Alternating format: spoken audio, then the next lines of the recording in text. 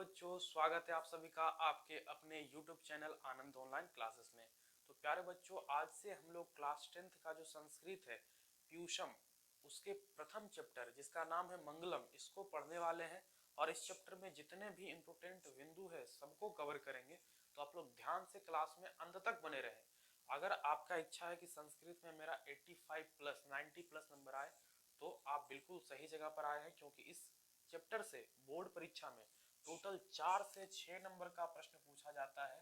और अगर आप इस वीडियो में अंत तक बने रहें तो आपका ये नंबर पक्का होने वाला है। तो चलिए शुरू करते हैं बिना किसी देरी के।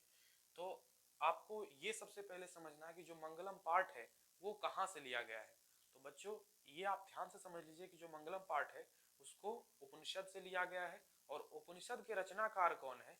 तो उपनिषद के रचनाकार हैं महर्षि वेद व्यास। ठीक है, यानी वेद व्यास जो है वो उपनिषद के रचनाकार हैं। ठीक है, याद रखना है, कई बार परीक्षाओं में ये पूछ दिया जाता है कि जो उपनिषद है उसके रचनाकार कौन है। याद रखना है वेद व्यास।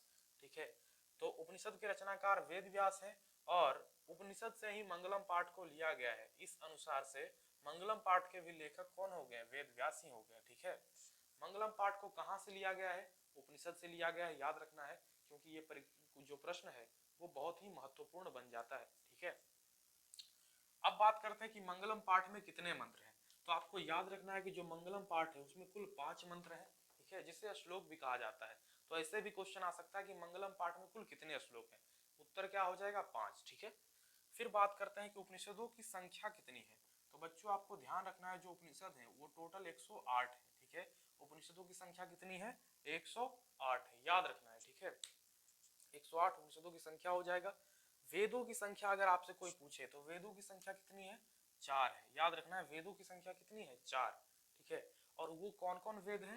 ऋग्वेद, सामवेद, यजुर्वेद और अथर्ववेद।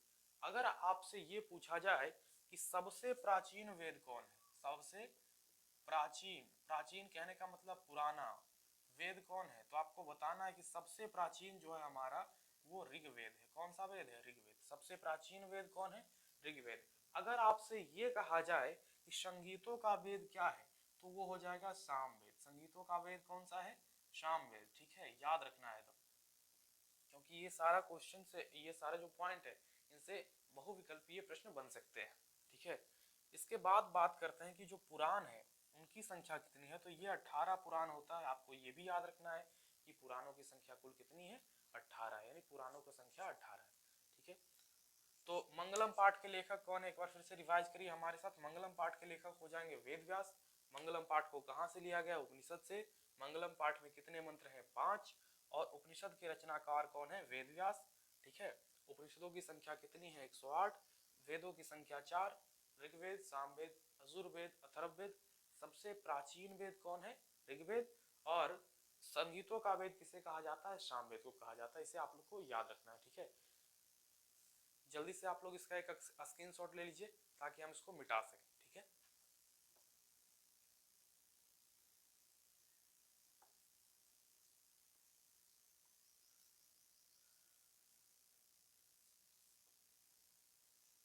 कुसुम जो बुक है उसका पहला चैप्टर मंगलम यहाँ पर हम ओपन कर लिए हैं। अब देखिए इसमें कुल 5 श्लोक हैं। ठीक, तो जो सबसे पहला श्लोक है, सबसे पहला श्लोक, सबसे पहले बात ये याद रखना कि जो सबसे पहला श्लोक है वो कहाँ से लिया गया। यानी सबसे पहला श्लोक बोले तो हिरणमयेन पात्रेण। ठीक है, हिरणमयेन पात्रेण, ये जो है ये कहाँ से लिया गया है? तो ये लिया गया है, याद रखना है, ईशावास्य उपनिषद से। किस उपनिषद से? ईशावास्य उपनिषद से।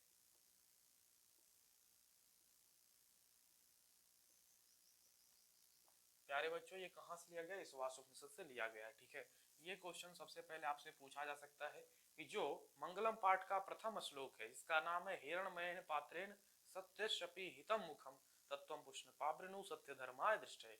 ये जो पूरा श्लोक है ये कहाँ से लिया गया है? घबराने की बात नहीं है, आपको ये पूरा श्लोक रटने की कोई भी जरूरत नहीं है। अगर आपसे श्लोक नहीं याद हो रहे हैं तो बस आपको इतना याद रखना है कि जो हिरणमयेन पात्रेण है, इस पूरे छोटा सा वर्ड को याद रखिए और आप ये याद रखिए कि किस उपनिषद से लिया गया है, तो आपका काम बिल्कुल भी बन जाएगा, इसमें कोई भी संशय नहीं है। तो हिरणमयेन पात्रेण जो श्लोक है ये कहाँ से लिया गया है? ईशावास्य उपनिषद से लिया गया, आपको याद रखना है। इस श्लोक में क्या कहा गया है कि जो सत्य है इस सत्य का मुख सोने का आवरण से ढका हुआ है। सत्य का मुख सोने के आवरण से ढका हुआ है। किससे ढका हुआ है? सोने के आवरण से ढका हुआ है। और हे सूर्यदेव, सत्य और धर्म की रक्षा के लिए, सत्य और धर्म की रक्षा के लिए इस आवरण को हटा दीजिए।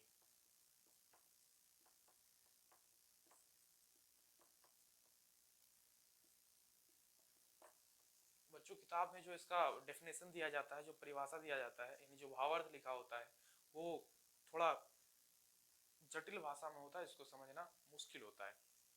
लेकिन हम आपको सरल भाषा में बताएंगे जिसको आप समझ ही नहीं बल्कि याद कर सकते हैं। और अगर इससे रिलेटेड कोई क्वेश्चन आता है तो आप उसको डेफिनेटली करेक्ट करके आएंगे, इस बात की गारंटी है।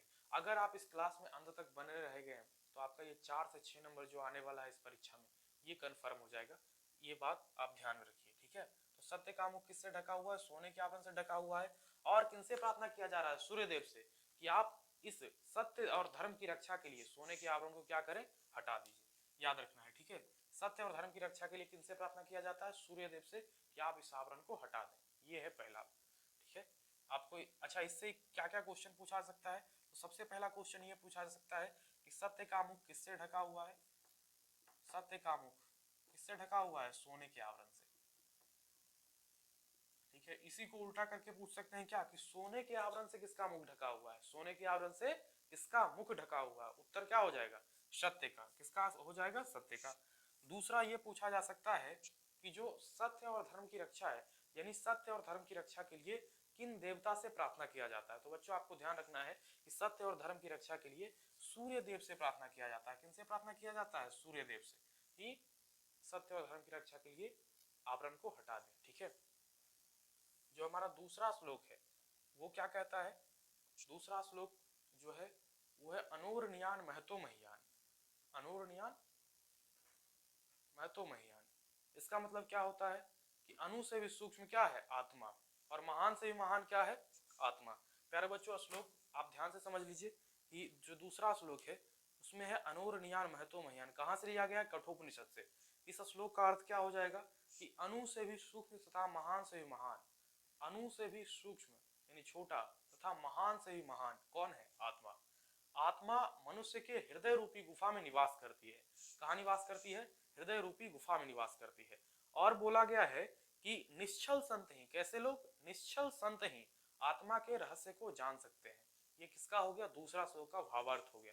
तो यहाँ से आप बताइए कैसा कैसा क्वेश्चन आ सकता है। सबसे पहले ये पूछा जाएगा कि महान से भी महान कौन है? उत्तर हो जाएगा आत्मा। अणु से भी सूक्ष्म कौन है? आंसर क्या हो जाएगा? आत्मा। कैसे लोग आत्मा के रहस्यों को जान सकते हैं? उत्तर हो जाएगा निश्चल संत, ठीक है। आत्मा कहाँ निवास करती है? उत्तर हो जाएगा मनुष्य के हृदय रूपी गुफा में, यानी हृदय रूपी गुफा में। आपको समझ में आया? और ये भी पूछा जा सकता है कि जो ये अनूर्नियान महतो महियान है, ये किस उपनिषद से लिया गया है? क्या इसका उत्तर हो जाएगा? कठोपनिषद से, ठीक है। तो दो श्लोक हम लोग कवर कर चुके हैं। तीसरा श्लोक क्या कहता है? तीसरा श्लोक है सत्यमेव जयते नान्यताम। इसका मतलब क्या हुआ? आप पूरे वाक्य को पढ़ लेंगे और अगर आपसे नहीं याद होता है तो आप शॉर्टकट में सत्यमेव जयते नान्यताम को ही याद रख सकते हैं। और आपको ये याद रखना है कि ये कहाँ से लिया गया है। तो मेरे भाई आपको ये याद रखना है कि सत्यमेव जयते नान्यताम जो श्लोक है ये मुंडको उपनिषद से लिया गया है। कि किस उपनिषद से लिया गया है? मुंडको उपनिषद से लिया गया है। अब सत्यमेव जयते का अर्थ क्या होता है? कि सत्य की हमेशा जीत होती है। किसकी हमेशा जीत होती है? सत्य की हमेशा जीत होती है। और असत्य की हमेशा हार होती है। फिर याद रखना है कि सत्य का जो मुख है, ये जो सत्य है, सत्य से ही होकर देवलोक का मार्ग गुजरता है। यानी परीक्षा में जब अब कभी भी आपसे ये पूछा जाएगा कि देवलोक का मार्ग कहाँ से होकर गुजरता है, उत्तर क्या हो जाएगा? सत्य से होकर, ठीक है। तो तीसरा श्लोक का अर्थ क्या हुआ? कि सत्य की हमेशा जीत होती है और असत्य की हमेशा हार होती है। और देवलोक का मार्ग हमेशा सत्य से होकर गुजरता है। इसलिए हमें हमेशा क्या करना चाहिए? सत्य बोलना चाहिए। चौथा श्लोक जो है वो क्या है? यथा नद्दा सयंद माना। क्या है? यथा नद्दा सयंद माना, मतलब जो नदियां हैं वो अपना नाम और स्वरूप को छोड़ करके, नाम और स्वरूप का त्याग करके कहाँ मिल जाती है? समुद्र में मिल जाते हैं। याद रखना है कि जो नदी है वो क्या करता है, नाम और स्वरूप को छोड़ करके समुद्र में मिल जाता है। ठीक है, समुद्र में मिल जाता है। तो आपसे ये भी क्वेश्चन आ सकता है कि नदियां नाम तथा स्वरूप को छोड़कर कहाँ मिल जाती है? समुद्र में। ठीक है, जिस प्रकार नदियां नाम और स्वरूप को त्याग करके समुद्र में मिल जाती है, उसी प्रकार विद्वान पुरुष अपने आप को अंधकार स्वरूप मानकर दूसरों से ज्ञान ग्रहण करते हैं और देव की प्राप्ति कर लेते हैं। ये हो गया चौथा श्लोक। ठीक है, यथा नद्दा सयंदमाना। ठीक है, वेदाहमेतम पुरुषम महांतम। ये जो श्लोक है ये कहाँ से लिया गया है? श्वेताश्वर उपनिषद से लिया गया है। किससे लिया गया है? श्वेताश्वर उपनिषद से लिया गया है। अब इस श्लोक का अर्थ क्या हो जाएगा कि जो विद्वान पुरुष हैं वो अपने आप को अंधकार स्वरूप मानते हैं। ठीक है, और अंधकार स्वरूप मान करके दूसरों से क्या ग्रहण करते हैं? ज्ञान ग्रहण करते हैं, और दूसरों से ज्ञान ग्रहण करके ब्रह्म की प्राप्ति कर लेते हैं। और ब्रह्म की प्राप्ति करके समझिए कि इस संसार रूपी भवसागर से पार हो जाते हैं। क्या करते हैं? इस संसार रूपी जो सागर है उसको पार कर लेते हैं।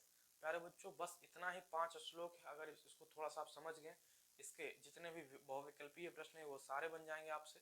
और आप एक बार जा करके क्वेश्चन बैंक में जितने क्वेश्चन उनको ट्राई करने का प्रयास करिए जो पिछले साल पूछे गए थे। एक एक क्वेश्चन आपसे बनेगा, इस बात की गारंटी है। ठीक है, तो जाते जाते आपको ये बता करके जाना है कमेंट में नीचे कि जो मंगलम पाठ है उसके लेखक कौन है और कुल उपनिषदों की संख्या कितनी है। ठीक है, धन्यवाद।